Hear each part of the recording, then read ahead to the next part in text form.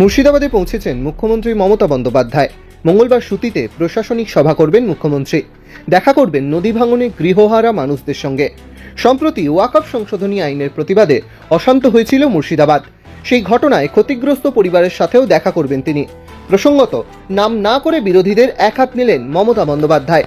সাংবাদিকদের মুখোমুখি হয়ে তিনি অভিযোগ করেন, মুর্শিদাবাদে খুব পরিকল্পিতভাবে হিংসা ছড়ানো হয়েছে।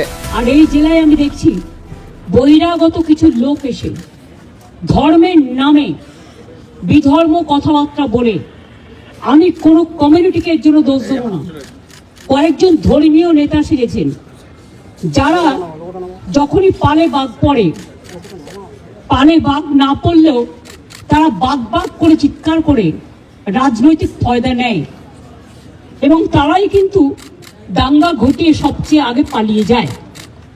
এই শত্রুদের গৃহশত্রু, মানে যারা জেলার শত্রু, বাংলার শত্রু, আমি কাউকে শত্রু বলে মনে করি না, সবাই আমার মিত্র, কিন্তু দাঙ্গা যারা লাগায় তাদের আমি মিত্র বলে মনে করি না। পরিষ্কার কথা হচ্ছে, মুর্শিদাবাদ জেলার একটা ইতিহাস আছে, সংস্কৃতি আছে। একসময় মুর্শিদাবাদ জেলা, আপনারা জানেন, বাংলার রাজধানী ছিল।